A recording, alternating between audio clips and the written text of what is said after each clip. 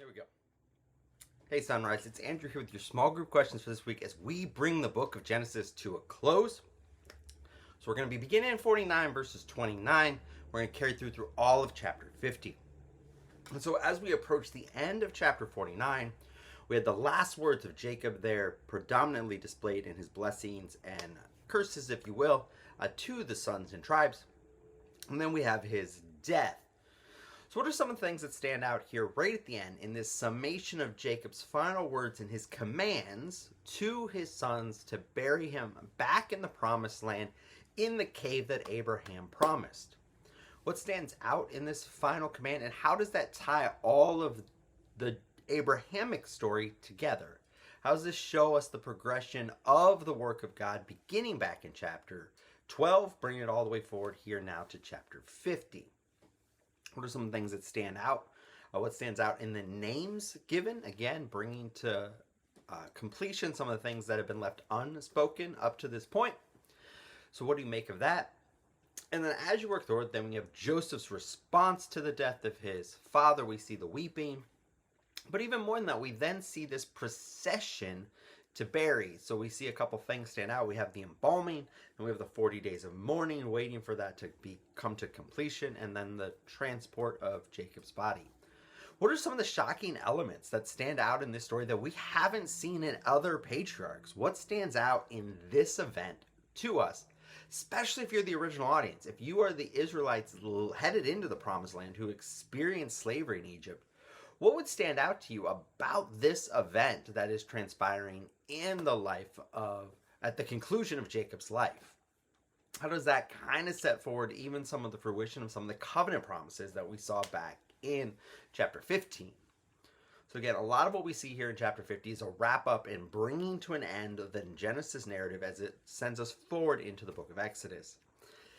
And so you have that narrative there of his death.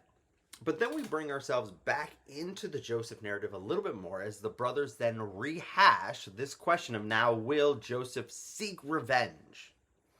What does that say about the brothers that they think Jacob or Joseph would seek revenge on them now that Jacob has died?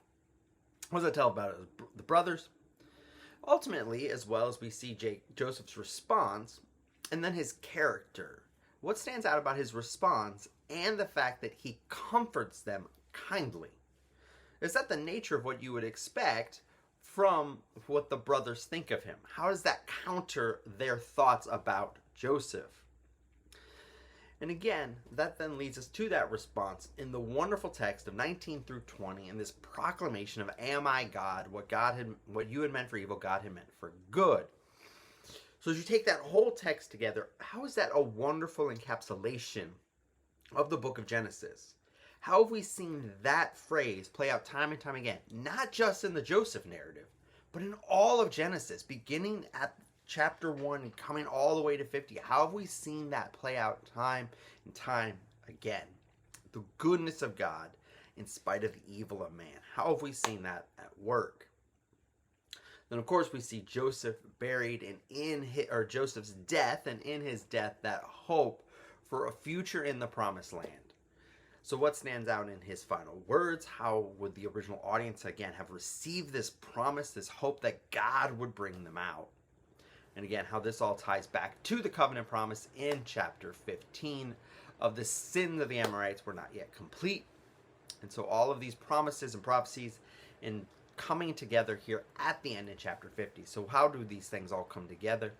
And ultimately, again, as we bring Genesis to a close, what are some of the things that have really stuck out to you in this book? What are some of the things that over the last 2 years have really begun to make you think differently of the work of God, the sovereign work of God, who God has made us to be, how God works in spite of us? There's a lot of different threads you can pull throughout the book of Genesis. So just what are some of the things that stood out to you as we discuss these things and bring Genesis to a close? Hope you guys have a wonderful week. Hope to see you on Sunday as we close out the book of Genesis. And then as we move forward in our small groups for our final discussions on this wonderful foundational book for us. Can't wait to see you guys.